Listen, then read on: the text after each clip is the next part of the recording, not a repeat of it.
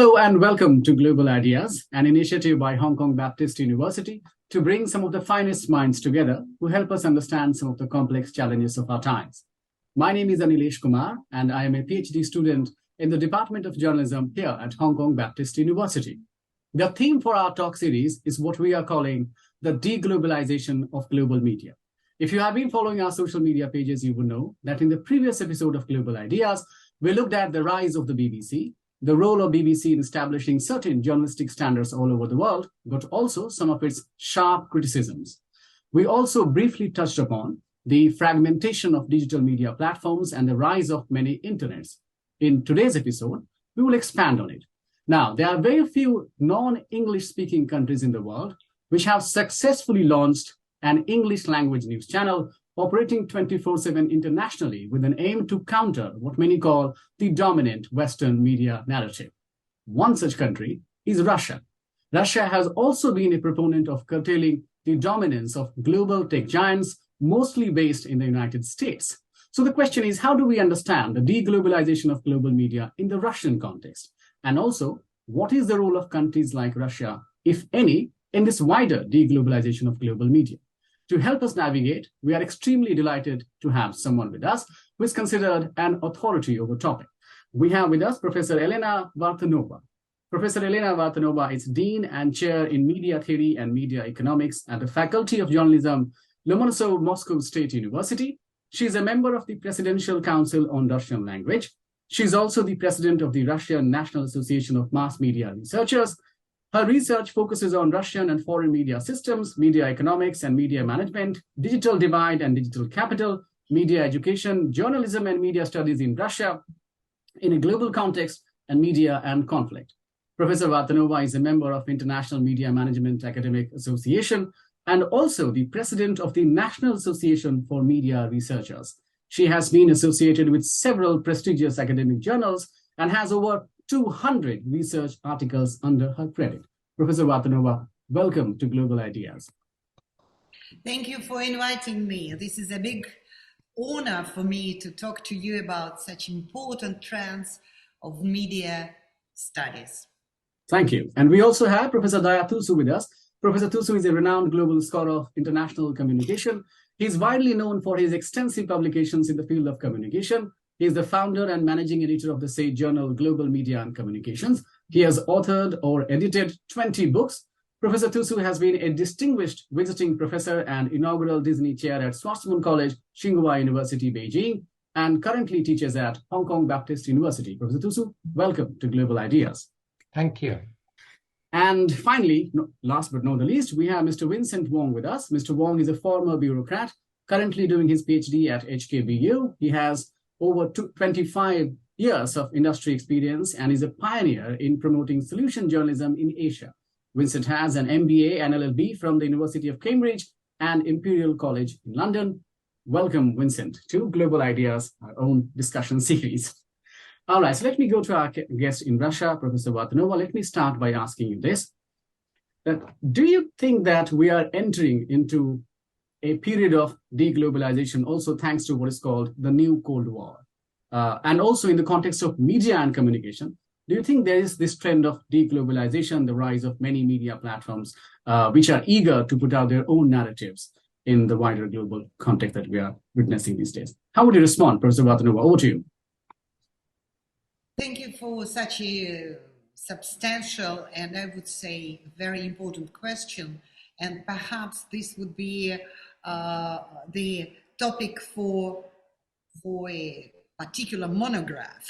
However, in a couple of minutes, I'll try to present you how I see this. And I would say that we should consider deglobalization as the process of de-Americanization, first of all. Perhaps the idea about globalization was based in 70s, 80s on the idea of Americanization, and that was a big debate for Europe, where the American mass culture, for example, serials, whether they bring global values or American values, And we do remember how important it was for France, for example, to struggle against Americanization. In my country, which has passed through radical transformations since 1991, the idea of globalization was also very much related to the idea of Americanization and idea of bringing Western media values into my country. Though I would not be sure to say that there is a kind of consolidated, structured set of Western values for journalism, for media, even for the democracy. However, it is a kind of image of a solid values which Russia took not even from the Western Europe, but mostly from the United States, as a standards for free journalism, investigative journalism, as a standards for democratic information flows, etc.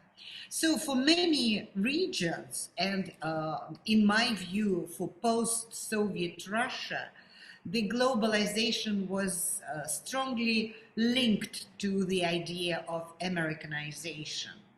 And we have a big debate about the nature of Russian television in 90s, in present decade, and the debate about commercial television very much stated the American business models, American mass culture values in Russian television. So perhaps and you are definitely right saying that in different countries the approaches to globalization are different, based on path dependence of the country, based on relations to the wealthy north, I would say, to the wealthy north and to Anglo-Saxon vision of journalism and mass culture.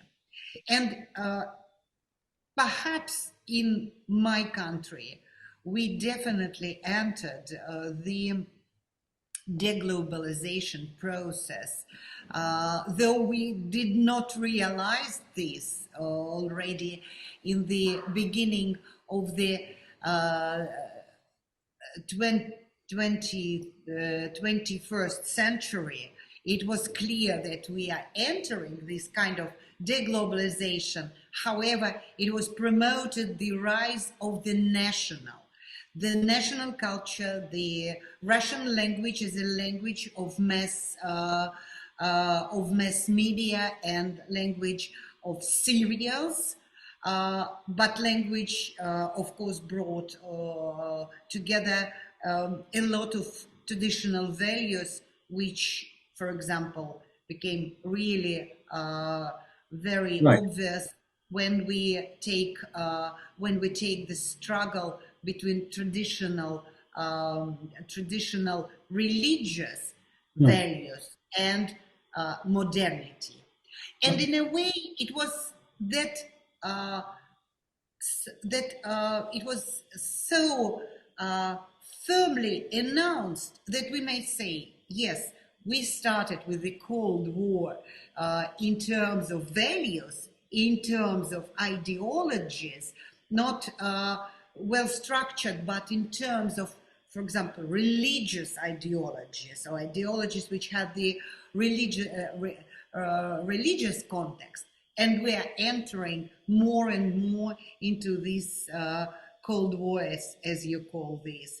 So I think we are coming not to the deglobalization, but we are coming to the new format, new stream of globalization, which involves less dominant countries, like the Right. United States, but quite influential subjects of the global politics. And we are entering the new, some people call it asymmetric globalization, but we are entering the new globalization based on regional unions, Aspirations.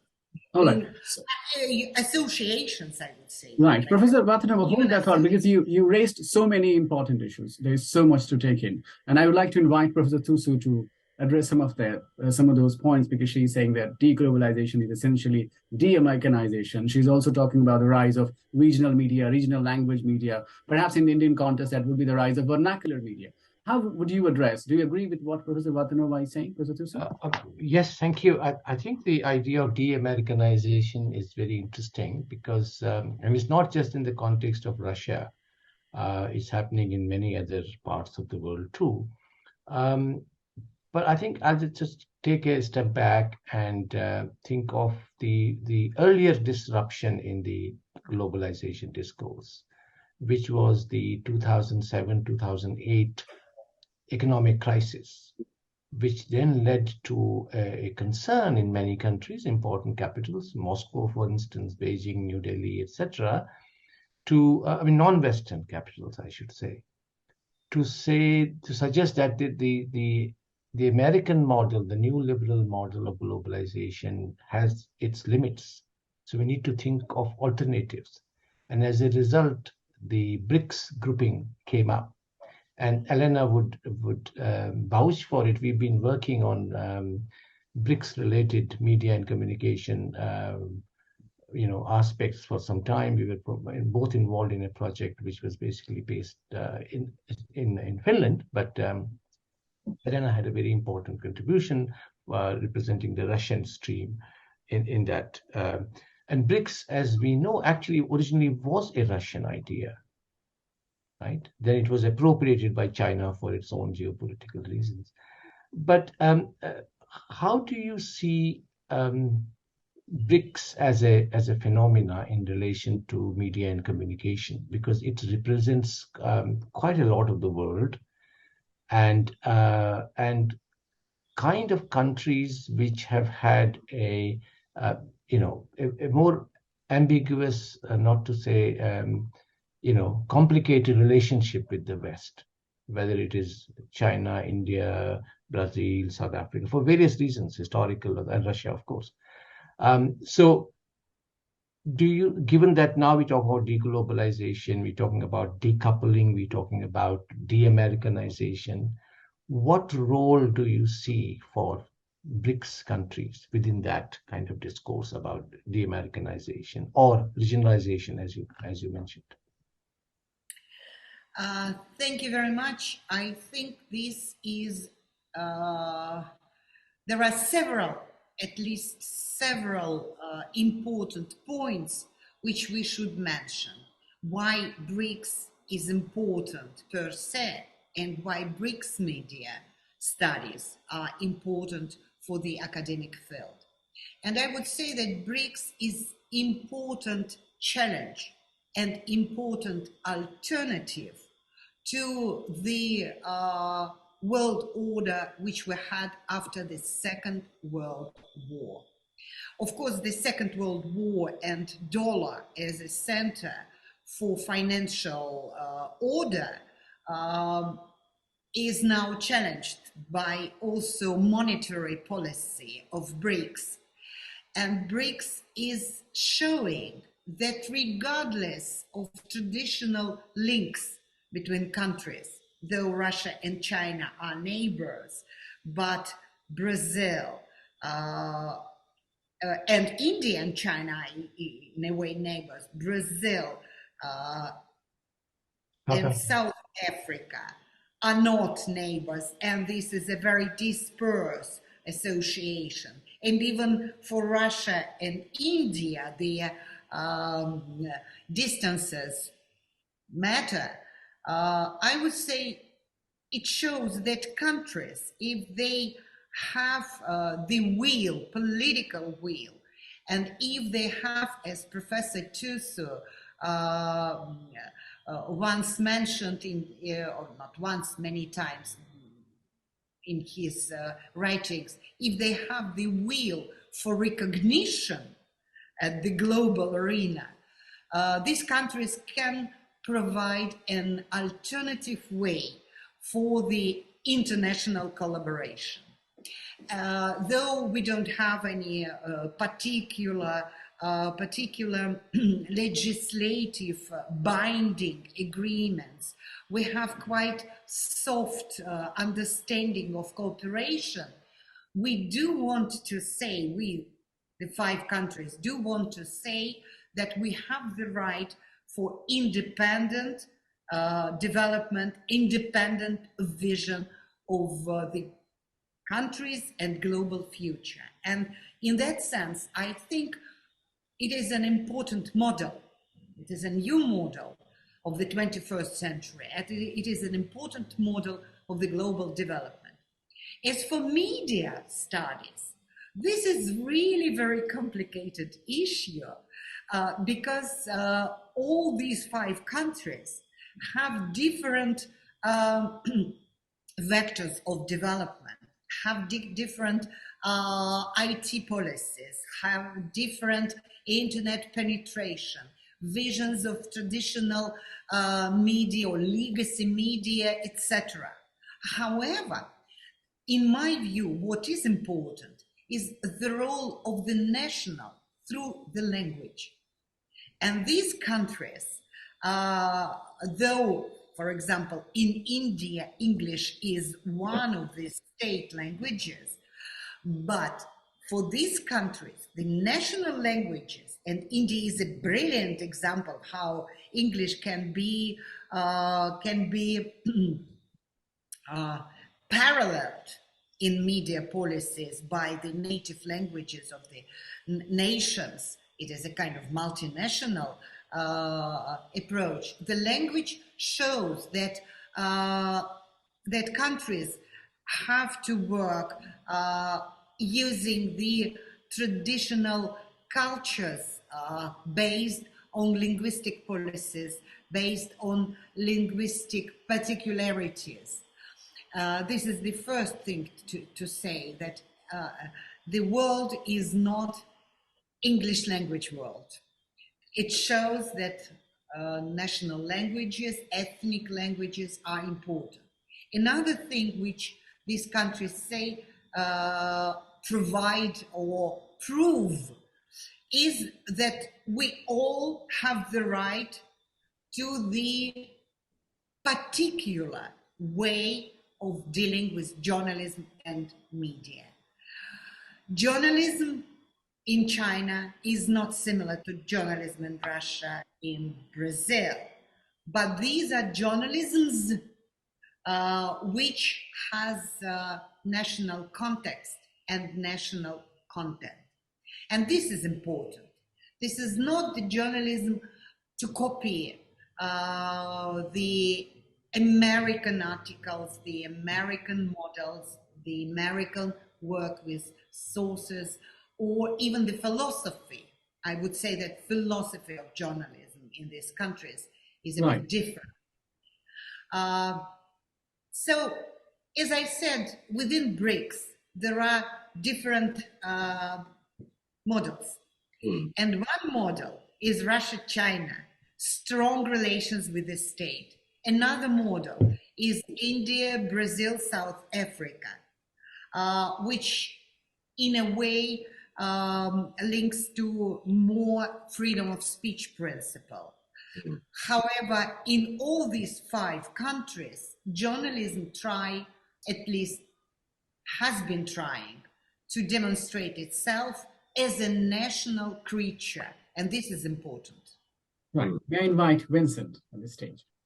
I do have a dilemma here, because it's sort of like an action-reaction in the media industry, right? The content provider, journalists, news organization, they make news or report news in a certain way, and the audience is accustomed to a certain way to receiving information.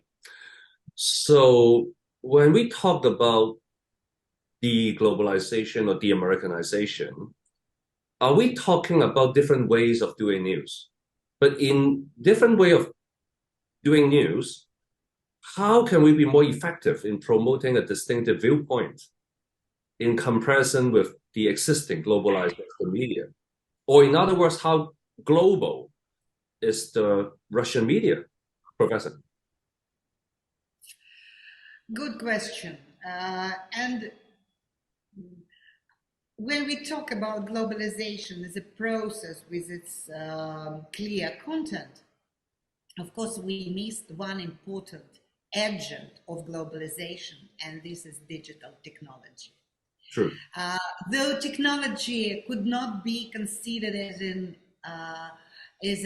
agent per se, however, the social meaning of technology very often is close to the idea of globalization, and the digital space which is created by internet, by digital networks, by mobile telephony. All this is very much bringing us to globalization as a process which makes different types of content available regardless of borders, state borders, physical borders, and even time limits. Mm. And from that point, I would say that Russian media are really global, because until now, we are very much linked to the global digital space, and even digital global space is coming to Russia through particular platforms like Telegram, which is a new type of messenger, having Russian codes, having Russian software, but very much global because of lightning control over this digital control. Mm. And Russian media, of course, are struggling with the cultural and ideological influences from abroad, having kind of different visions of social development, of economic line, and even of cultural values. And Russian state is very strong in controlling global digital platforms, especially in the last 3 years, but mostly after 2015, when Crimea was united to Russia. We don't use other words. We are saying that Crimea is coming home to Russia, and this is limits to globalization. We have several very influential laws about lending of Western digital platforms, about we call it the law on sovereign internet, or Right. internet sovereignty in Russia. Right. So this put also limits to technological globalization, which brings about the limitations in certain types of content and software and even hardware. Mm. However, still we are balancing, and we have two different approaches, because in a way there are limitations in the context of the Russian media law, which limits or put some So let me, Professor Vartanova, let me ask you, because you're talking about technology, then media laws, which essentially talks about the difference between the Russian media system and the media system elsewhere. Yeah. And from that, you made so many questions. So let me ask you a quick one. One, I mean, you said that Russian media is global media. You also emphasized that not the whole world operates in English language, and this dominance of English language led media should be challenged. Point well taken. But my question again is, when we talk about Russian media, what media is it? Is it global media? Is it Russian media? Is it Western media? Is it Asian media? What is Russian media, if you have to explain? And second question is as a student of journalism, so a bit theoretical in nature. So how would you explain the differences or similarities between political economy of mass media in the Western context and in the Russian context, given the complexity of relationship between Russian state and media itself? So two parts. Yeah. Continuing this speech, how we define Russian media, global or non-global. Of course, it is very clear nationally defined media with global accent. If we take the view from inside to the domestic media. Of course, there are some, as you mentioned, there are some media like Russia Today, which are well known in the world. However, the RT, Russia Today, is not that important inside Russia. And there is a kind of gap between the image of the Russian media in the country and the image of the Russian media working for abroad. Is it European or is it Asian? We use somehow to say that it is a complex system having both European and Asian features, and we call it Eurasian media. Eurasia is a big part of Europe and Asia, populated by Russians, actually closed by the borders of Russian Federation. However, the majority of the territory of Russia is Asian, but it is very few populated. The majority of population live in the European part. So we have to say that we have this very controversial understanding of our country, which is Eurasia, with European part of European cultural roots, and with very much informal traditions coming from Asia. And mixing all these, you would find Russia as Eurasia. And media the same. We have, in terms of ownership, state and private media. Though private media are few compared to state, they still keep quite influential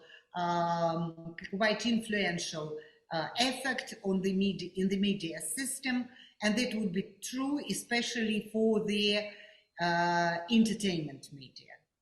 Political and news media are mostly concentrated by the state corporations.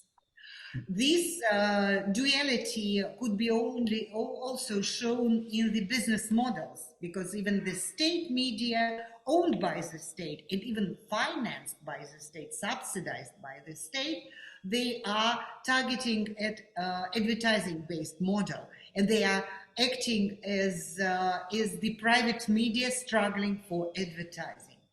In terms of content, of course, we have also this controversy, because the state is very much, this is especially true in the last 2 years, the state is very much controlling the fake news and many news from the Western liberal media, quite often considered like fake news.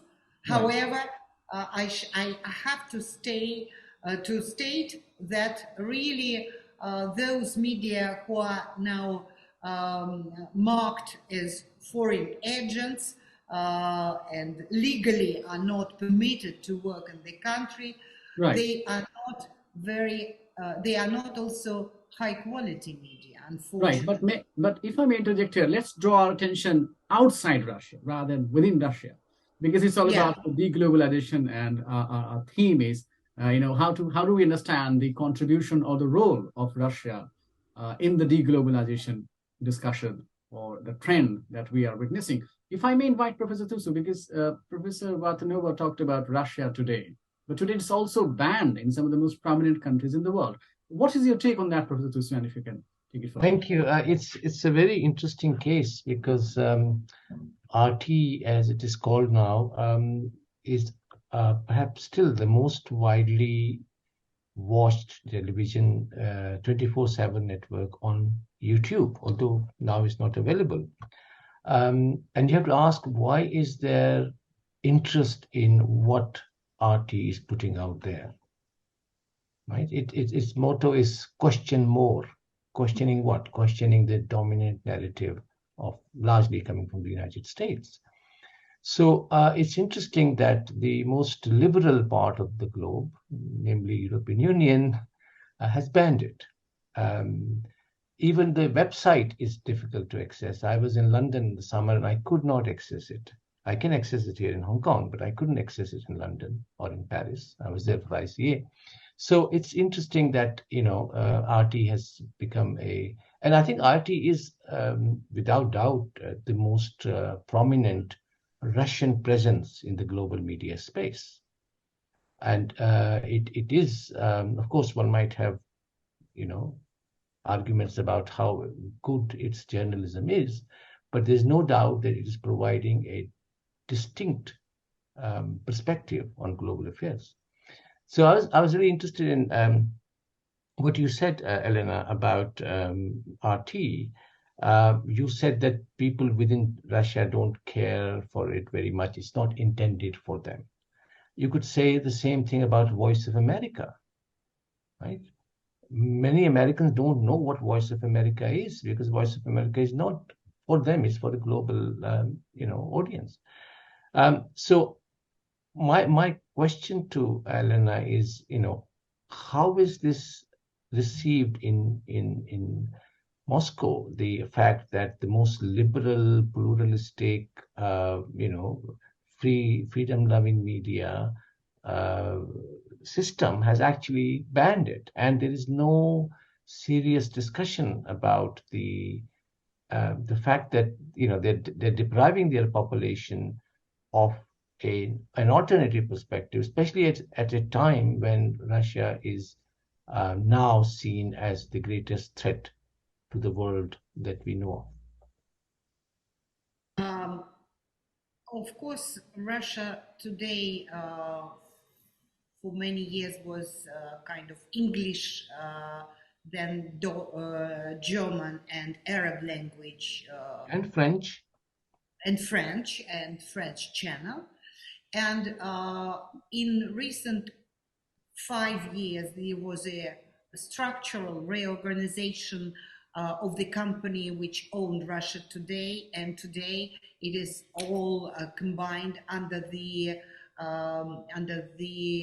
umbrella of International Information Agency Россия сегодня, МИА Россия сегодня, Russia Now, or Russia Today, but in Russian language. And this media company has been diversified, including also Russian language information agency МИА Россия сегодня, and it is very popular. It has the common source base, but they have different languages to operate. RT is now also operating in Russia, but it's not the major profile. And then it is a radio Sputnik called Sputnik, which also has broadcasting in foreign languages in parallel with Russian language. And this big company is but also banned, isn't that right? Sputnik is also banned. They all are banned. They all are banned on YouTube. And the list of banned companies on YouTube for Western Europe, for the United States, is very long.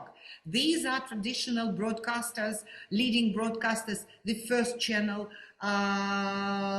then all channels by the state television broadcasting company, MTV, which is a private company, REM-TV, which is a private company, Moscow 24, which is owned by the Moscow City Council, thus into the traditional information agency. There are even, which is funny for me, there are even two programs banned on YouTube. One is Marry Me, and this is a kind of talk show for the old ladies, for the young ladies to find their fiancé, and also fashion program, which also banned. Of course, this brings a lot of questions inside Russia to digital platforms and to the states, which also support this kind of regulation. And Russia, in a way, feels itself legitimate when we started to develop our own digital platforms like Yandex, which is very strong, or like VK, which is very strong social network, and we say the lending law or the sovereign internet were not that stupid laws if our media could not broadcast on YouTube. And the public opinion is very negative inside Russia, and Russian people are extremely disappointed after foreign companies, foreign media giants left Russia in February, at the end of February. Let me just say who left. In films: Warner Brothers, Universal, Paramount Pictures, Sony Pictures. Online platforms: Netflix, Spotify, Amazon Prime Video. TikTok banned Russian users to ban the placing of Russian content. We may watch TikTok, but we may not put our TikTok there. Then we have also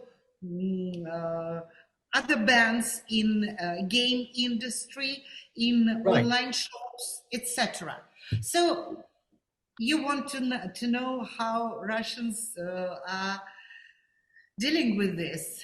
Of course, very disappointed.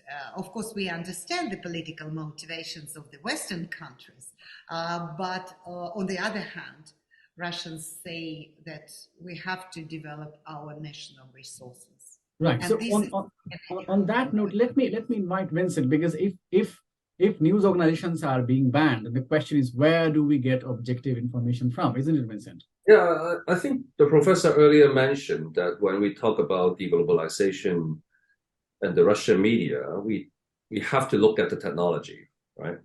And it is precisely the technology, social media, sharing journalism, that actually create a lot of problems of knowing the whole truth, or even knowing what is truth. Then there's a solution, which is called fact-checking the fake news. But when we look at the Russian-Ukraine conflict, even fake news can create fact-check, like they are fake fact-check now. So it really disrupts how traditional media or legacy media frame an issue, because we don't know what is true. Even the fact-checking can be entirely fake, right?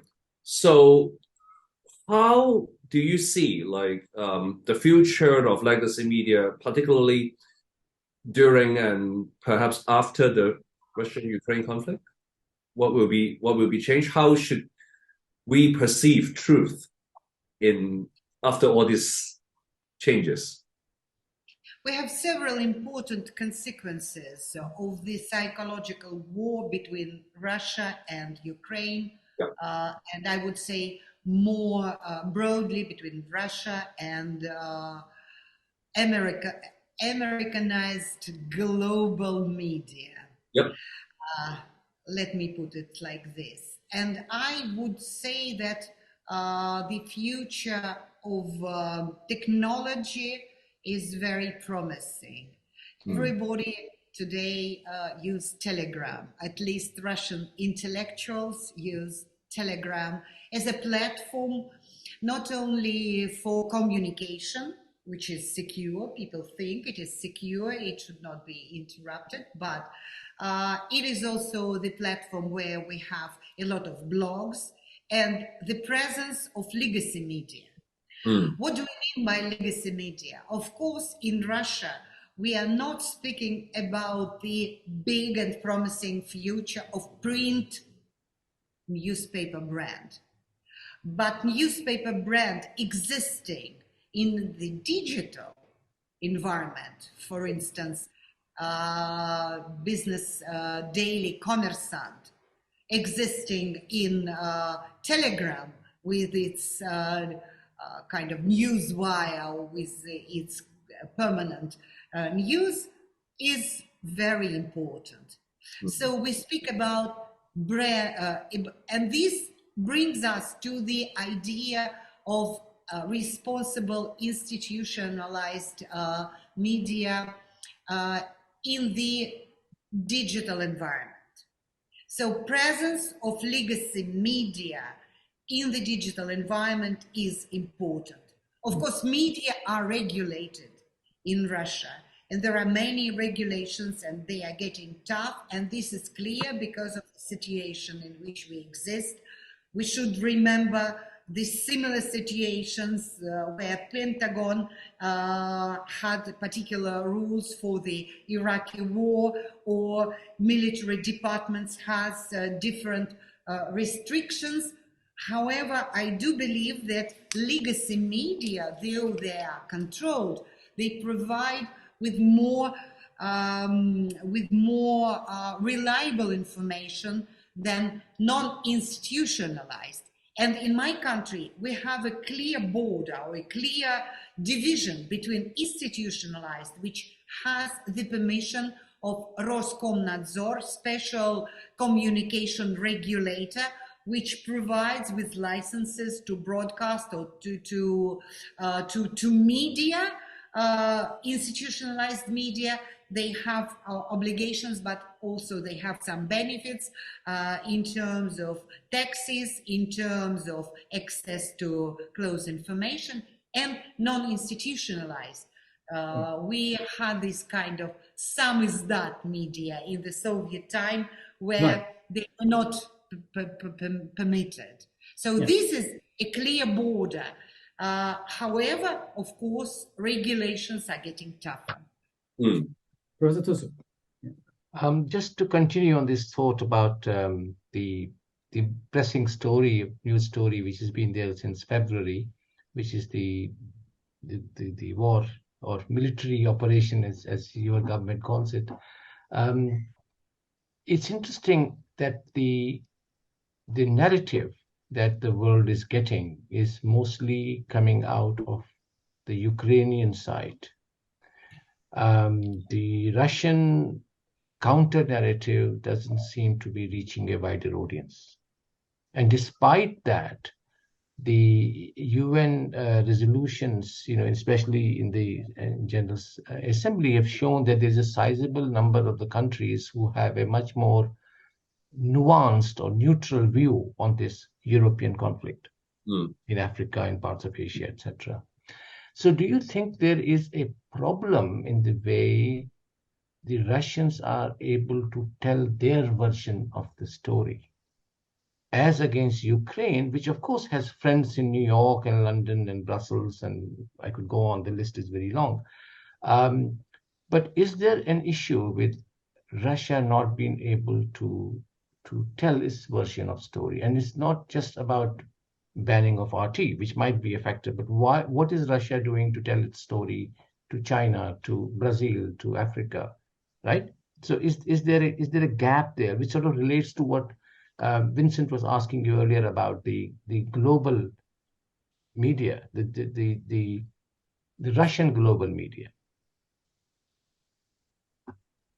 I think we are not in that way quite efficient, and Russian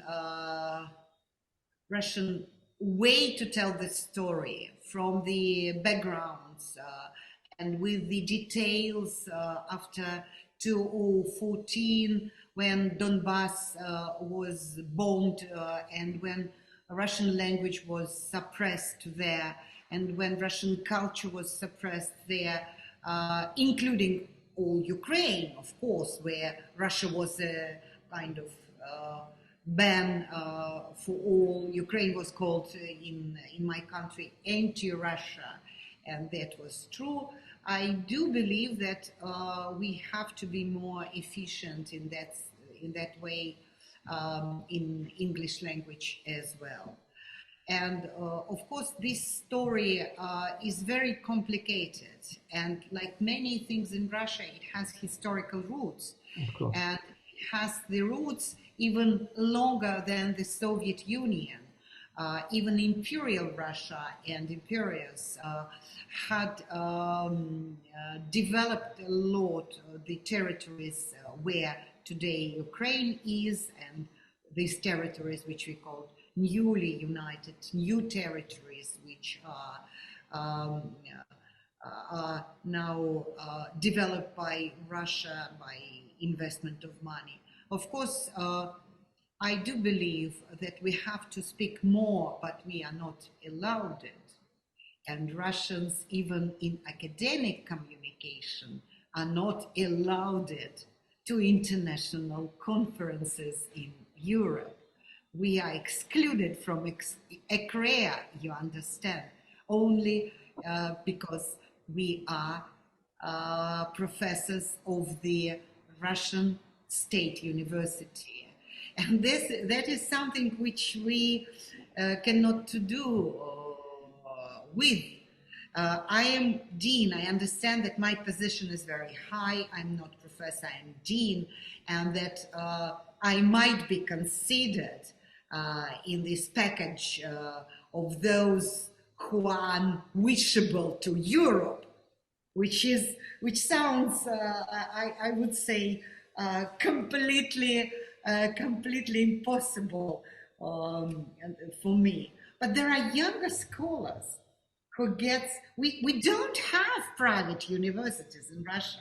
So there is no option for young researchers to join private university and to get salary from private university. They join this university and they are not allowed to go to international conferences. But it's not just academia. You could extend that argument to arts and literature and music. I mean, this is the most extraordinary reaction to what is essentially a border conflict between two neighboring countries with a lot of history, as you say. But I think it's not the conflict between bordering countries. It's the conflict between Russia and the West. Yes, and absolutely. Ukraine in this case is only proxy. A kind of proxy war, or even bridge. Yes, of course. Unfortunately, that's the case. Sorry for interrupting. Sorry. No, that's right. I just wanted to, if Anilesh would let me, I wanted to. Can I go on with another question? Please go ahead. Yeah. Okay. I also go ahead. Yeah. Sorry, what did you say? No, go ahead, Professor Tusu, Okay. go ahead.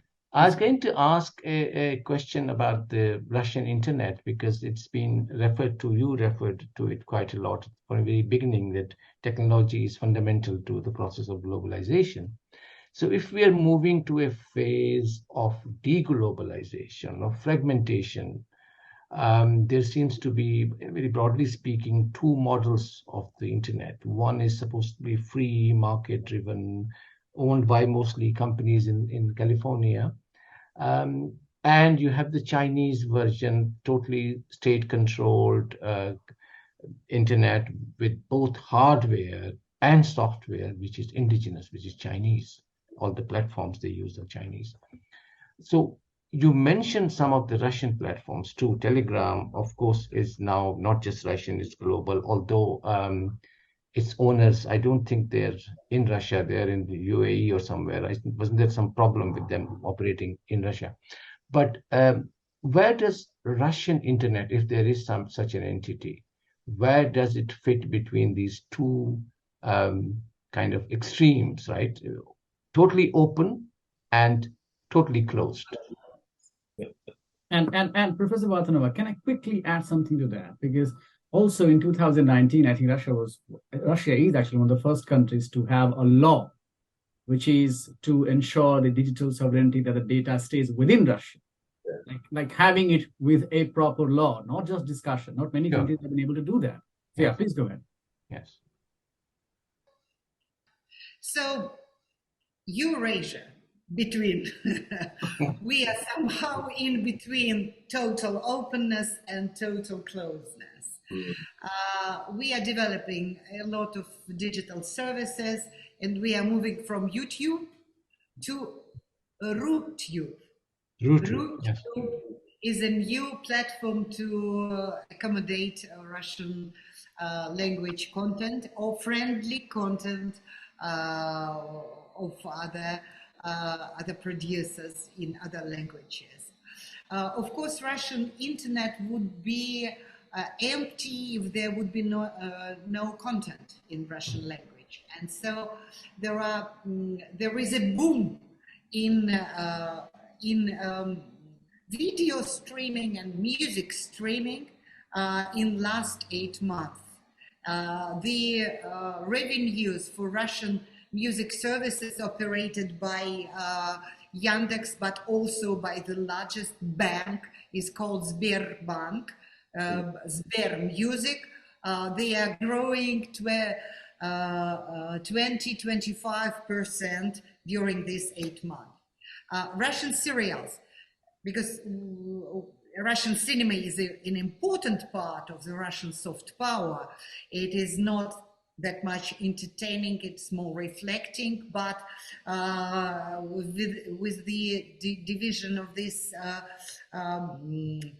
always withdrawal of this foreign OTT services or streaming services, we are seeing also the rise in production of serials, and two companies like Yandex as well. Yandex TV service, Yandex cinema service, Kinopoisk, Cinema Search.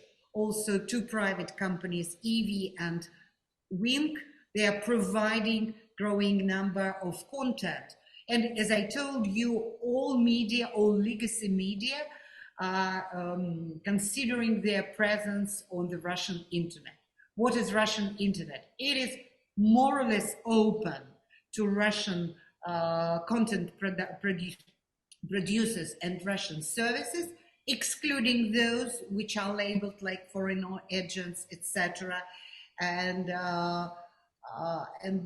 of course, we banned, in a way, those Western services which tried to ban Russian services. It's a kind of play between the tit for tat. Tit for tat.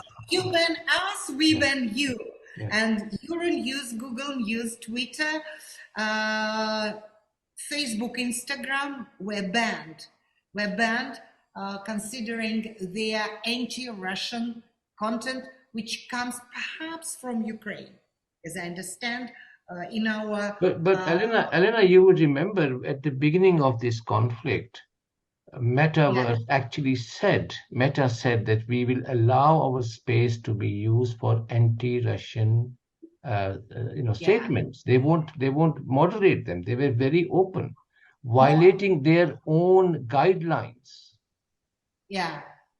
And Elon Musk is writing about it every single day on Twitter, that we are going to support. We'll fight the war till end. He's saying that on Twitter openly. It's not even a secret. All right.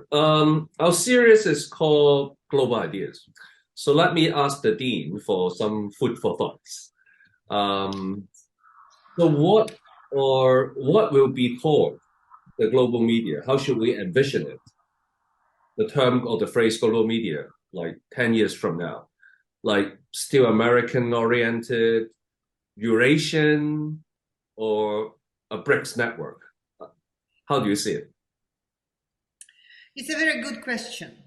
And for the time being, in my country, we think that the question might be, this kind of questions might be answered only when we understand the future relations with Ukraine and other countries. Mm.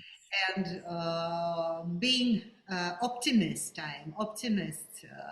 Being optimist, I would say it would be media of the rest, the rise of the rest as a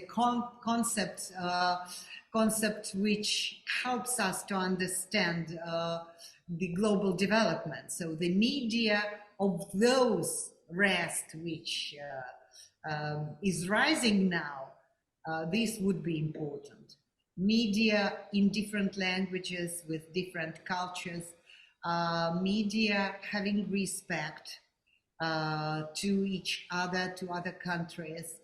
I very much hope that this conflict and this special military operation would be soon over, and Yep. Russia would be considered the country to have the right for recognition with its history and culture. But these are only my dreams. Right. But that's the purpose of media, right? Like helping people communicate and network with each other. Thank you. Of course, peace is what we need. Peace is what we need. But peace is very well established communication. So Right. we need the good system of communication between all these participants of this communication process which live in the world. All right, we'll have to leave it there. Thank you very much, Professor Vartanova. It's a pleasure having you on Global Ideas. Thank you very much, Professor Tusu. Thank you very much, Vincent, for all those insights. We will bring another episode of Global Ideas very soon. Till then, take care and goodbye. Thank you, dear friends.